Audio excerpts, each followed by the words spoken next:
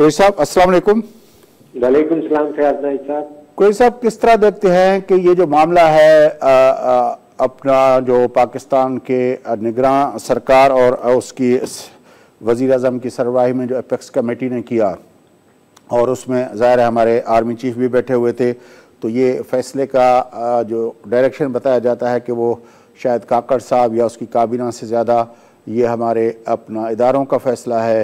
क्योंकि उनके पास intelligence reports थी जिसकी वजाहत भी की गई कि पाकिस्तान के अंदर जो दहशतगर्दी है, दो बातें की गई हैं उसके पीछे। एक तो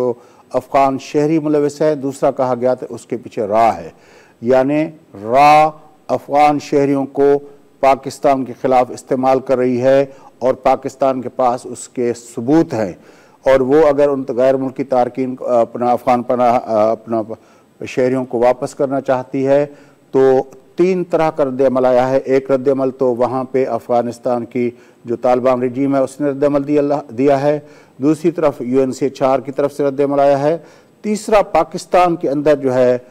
इंसानी हकूक़ पे काम करने वाले लोग और ख़ास तरह वो कहते हैं कि ये जो तालिबान रजीम है उसकी वजह से जो लोग उनसे पनाह लेके यहाँ आए हैं, भले उनके पास डॉक्यूमेंट्स ना हों लेकिन इंसानी हमदर्दी के बुनियाद पर उनके ख़िलाफ़ कुछ न किया जाए, या वो औरतें जो वहाँ पे नहीं जा सकती, या इस तरह के बहुत सारे दलाइल दे रहे हैं। तो ये तीन तरह का रद्द-ए-अमल आया। पाकिस्तान के आज दफ्तर ख़ारजा ने उसकी वजाहत की है। आप इस मामले को किस तरह देखते हैं? पिछले प्रोग्रामों में हमने इस पर थोड़ा बात की थी कि किस तरह ये मसला जो था 80 की दिहाई के अंदर सिंध और बलूचिस्तान के कौम परस्तों ने उस वक्त भी कहा था कि ये जो इन्फ्लक्सेस आ रहे हैं इनका बहुत नेगेटिव इम्पैक्ट पड़ेगा, और ख़ास तौर पर यहाँ की जो अपना हज़ारों सालों से सदियों से रहने वाली यहाँ की जो मकामी आबादी है उनके शेयर पे, उनकी डेमोग्राफी पे उसका मनफी असर पड़ेगा।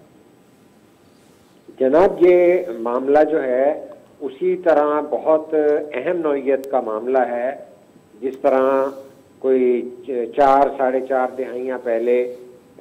जो है जनता ने या हमारी मिलिट्री इस्टेब्लिशमेंट ने जहाद के नाम पर जो है मामलात किए और वहाँ से महाजरीन और मुजाहिदीन के लाने का सिलसिला जो है बनाया जब सोवियत यूनियन जो है अफगानिस्तान में आ गया तरक्की के दौर में, हफीजुल्लाह अमीन के दौर में। तो कहने का मकसद है कि उसको बुनियाद बनाया गया सर्द जंग के हवाले से, और वो भी ज़ाहिर है अमेरिकन एजेंडा था जो कि हमारी मिलिट्री इस्टेब्लिशमेंट का माजी ये है कि वो प्रो अमेरिका जो है पॉलिसीज पे चलती नहीं है। लेकिन कोई साहब थोड़ी इसमें वजाहत कर दूं, आप हमारे उस्ताद हैं, इसमें थोड़ा ये काम जो था वो उस वक्त शुरू हुआ था जब जो है अपना वहाँ पे अभी बादशाही निज़ाम था और अभी दाऊद का निज़ाम था, और दाऊद ने जो है वहाँ पे बलोच नेशनलिस्ट और ये अफ़गान नेशनलिज्म को हवा दी हुई थी। तो उस वक्त ये गुलबदीन हिकमतयार वगैरह को जो है ना, मेरे ख्याल में 70s के अंदर ही इन पे हाथ रख दिया गया था और उनको जो है यहाँ पे लाया गया था। वो थोड़ा ज़िया-उल-हक के दौर से और ये लेफ्ट के आने से पहले की बात है। जी जी जी, ये भी है, और उसमें भट्टो साहब को भी इंगेज होना पड़ा था सरदार दाऊद के दौर में। लेकिन हम ये समझते हैं कि जो अमूमी तौर पे पाकिस्तान में अफगानिस्तान के मामलात को और महाजरीन और मुजाहिदीन और अफगान पाक तनाज़े का पस मंज़र नॉर्मली यहाँ से देखा जाता है। आपकी बात बिल्कुल दुरुस्त है कि ये कॉन्ट्राडिक्शन तो ड्यूरेंट लाइन से भी और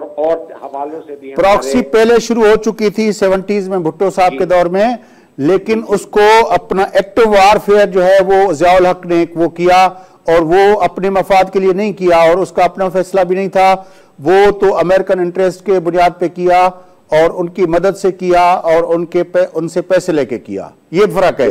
भुट्टो साहब ने जो फैसला किया वो उसका अपना फैसला था, सही था या गलत था, लेकिन पाकिस्तान के इंटरेस्ट में किया और काउंटर करने के लिए जो दाऊद की पॉलिसी थी उसको काउंटर करने के लिए पाकिस्तान के इंटरेस्ट के बुनियाद पे किया था। ये फर्क मेरे ख्याल में हम आज के नौजवान को जरूर बताएं।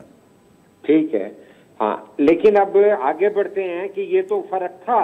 लेकिन असल में जो उस वक्त इस तरह की महाजरीन का आना और पाकिस्तान के समाज का जो बिगड़ जाना है ना, मौज़ूर बहस तो मामला ये बड़ी अहम बात है, ये बड़ी अहम बात है। यस, कि पाकिस्तान का जो समाज है वो इस जो है तरह बर्बादी का शिकार हुआ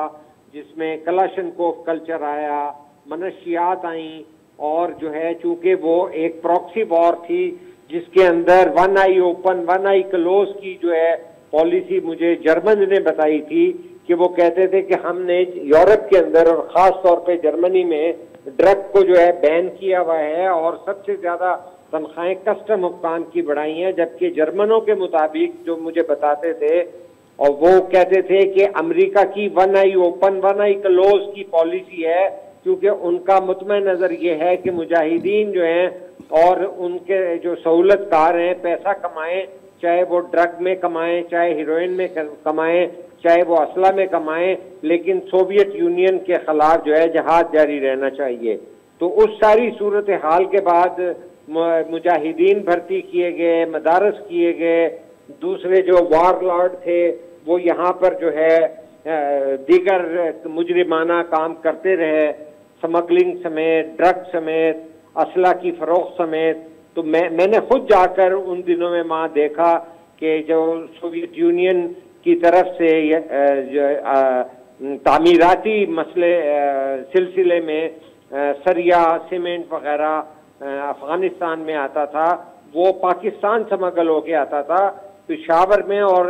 जो है उस वक्त सूबह सरहद कहलाते थे NWFV में, बहुत जगह पे मिलता था। पिंडी तक में जो है, क्योंकि हमारे यहाँ तो सरिया सीधा रखा जाता है, वहां से रोल आते थे, मैंने खुद देखे रावलपिंडी इस्लामाबाद में जाके। तो कहने का मकसद है कि उससे स्मगलिंग और जो है ये तमाम बीमारियां हुई, दहशत गर्दी हुई, और कोई नेचुरलाइजेशन का प्रोसेस नहीं हुआ, ना रजिस्ट्रेशन का हुआ कि अगर मुजाहिदीन या मुहाजिरीन आ रहे हैं तो उनकी रजिस्ट्रेशन की जाए। हाँ, पैसे लेने के लिए जो है रजिस्ट्रेशन जरूर की गई। सर आपको हैरत होगी, मैंने उस पे काफी डॉक्यूमेंट पढ़े हैं कि वो जो अपना कैंप शुरू में बनाए गए थे, उन कैंप्स के अंदर वो वहाँ पे जो मिलिटेंट ग्रुप काम करते थे, 5 मिलिटेंट ग्रुप को मुख्तलिफ कैंप्स तक एक्सेस दी गई थी, और लोगों को वहाँ पे रजिस्टर तब किया जाता था जब वो अपनी एफिलिएशन उन 5 जो वहाँ पे लड़ने वाले मिलिटेंट ग्रुप्स थे उनके साथ की अपनी एफिलिएशन शो करते थे। फिर उनका कोई ना कोई बच्चा जो है वो उस मिलिटेंट ग्रुप के पास जाता था ट्रेनिंग के लिए, तब जाके उनको वो मिलता था। पाकिस्तान के उस वक्त के रजीम, ज़िया रजीम ने अफगानियों के साथ जो जुल्म किया,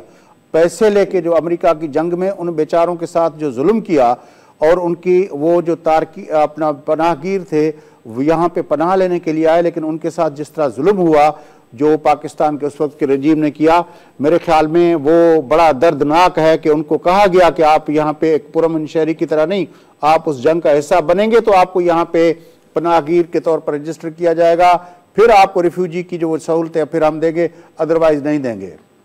मैं अगर जो है फयाज साहब आपको साथी अगर एक मुशाहिदा तजर्बा बताता हूँ कि हालत ये हुई थी उस वक्त कि जब ये सारी जंग और जदल किया गया, तो मैं जो है अमूमी तौर पे लाहौर में मैं रहता हूँ, लेकिन मैं पिंडी, इस्लामाबाद, कराची, क्योंकि अपने जो है सहाफ़ती ग्रुप की सरगर्मियों में मसरूफ रहता हूँ। तो जब मैं एक बार अपने घर लाहौर आया तो मुझे मालूम हुआ कि हमारे जो गली के अंदर जो गार्ड हैं वो जो है अफगानिस्तान की एक यूनिवर्सिटी के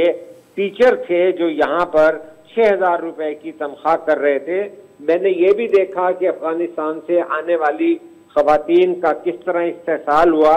और एक बहुत ही बदनुमा तरीके से और बहुत ही बेहुदा तरीके से बातें होती थी कि इस्लामाबाद के अंदर जो है खवातीन, अफगान खवातीन मिल जाती हैं। ये हमारे आज से 40 साल पहले के दौर के ये मामलात हैं कि जब इंसानियत को जो है ना देखा गया, ना इंसानी तकरीम देखी गई, ना इंसानियत देखी गई, लेकिन जो है लड़ाई जो है हमने अमेरिका की और नेटो की जो लड़नी थी उसमें भर्तियां होती थी, तरबियत होती थी, और हमने उसके अंदर जो है ना